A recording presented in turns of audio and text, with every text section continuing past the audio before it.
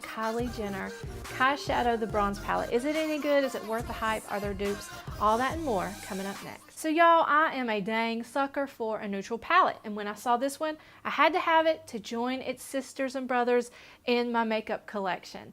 But at $42, was it going to be worth it? Was it worth the hype? After a week of testing, which normally I test things out a month, but this was in such high demand, I went with it now. But after a week of testing, after testing it in hot temperatures, the sweltering humidity of Charleston, which I just got back from over the weekend, I'm here to report my thoughts. And y'all, I was so nervous to do this review because I know some people just have such hatred for that family and anything involved with it. But when I do a review, I don't let any sort of public perception of a brand or of a celebrity or of whomever affect my review of the product. So this is just me.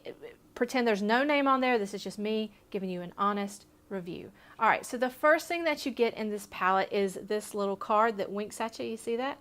And then on the back, you have a note from Kylie. And side note, I know how to analyze handwriting for personality. That's random, isn't it? I know. So I could like tell her personality traits from this. So you get that. It's great. Ooh. Then you get the box and it says the bronze palette up at the top. Kylie, no winky eye, but you get the eye there. And it says KYSHADOW. On the back, you have her signature that you've seen if you've ordered one of her lip kits before, the ingredients and the names of the shadows themselves. Then we have the palette itself. This is going to be a magnetized cardboard. And I admit, when I saw this on Snapchat, I thought this is going to be so cheap and just cheesy and not good quality. But then I thought about it, and you know, pretty much every high-end brand has a cardboard palette. Think about it. It Cosmetics, Maui, Too Faced, Tarte, Stila, Urban Decay, Lawn Mercier. I'm missing a bunch of them. The Balm. They all have them. So this I didn't feel that bad about. So it comes like this. It's a shiny, glossy white. I'm not sure you'll be able to tell. It has her eyes on the front with the copper and bronze.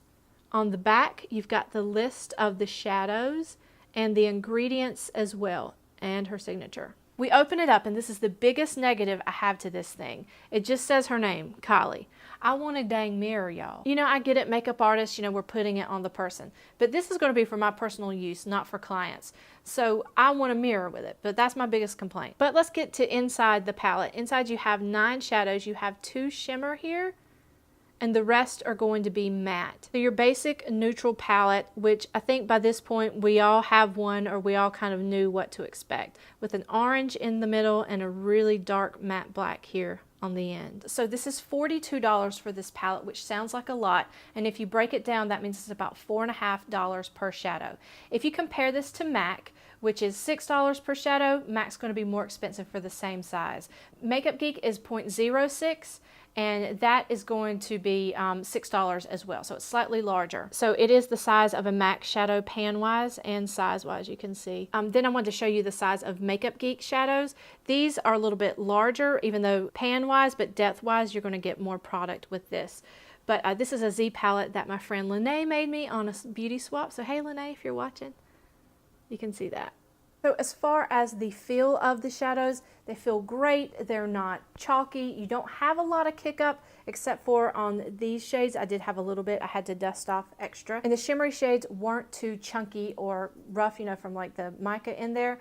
That can happen sometimes. And they weren't too powdery or too soft. Like when I think of the Urban Decay, especially like the Naked 3, some of those shimmery shades are just too, they just get everywhere and they're too soft. So I was impressed with that. And I've got some swatches here. I like to do brush swatches because I don't use my fingers to apply shadows to my eyes. So I like to do brush swatches. And this is after what's left after wearing my shirt all day. I just have my shirt sleeves up. But here are some swatches of the brushes that I did. And this is what I have today on my eyes.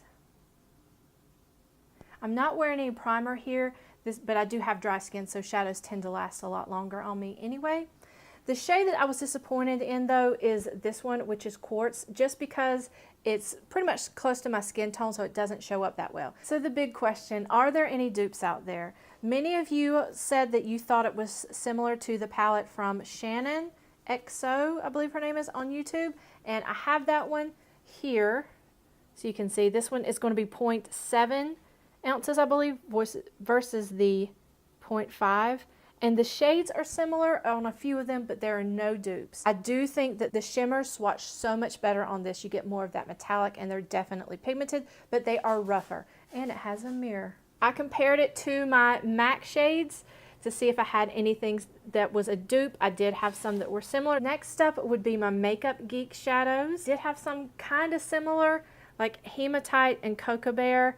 Those look similar, but it's just, you know, nothing that I consider to be a dupe. The last palettes that I own that were kind of similar to this would be from Viseart. These are much drier and harder to work with, I guess you could say, but these are softer. So overall, no dupes, but lots that are very, very similar because it is a neutral palette. But what did I think of it? I really, really enjoyed this palette. I was surprised at the quality of this. I didn't think I would like it as much as I did. I'm glad to say that all of those fears or concerns were assuaged. But is this something that everybody needs in their house? If you have a bunch of neutral palettes, then you don't need this one. If you're just a collector of palettes, then you might want to pick this up. If you are a fan of Kylie and the Kardashian-Jenner family, then you definitely would want to pick this up. But for me, the other palettes that she comes out with, which will be soon, I'm anticipating like a nude or a smoky palette, I probably will skip those if they look too similar to colors in my collection.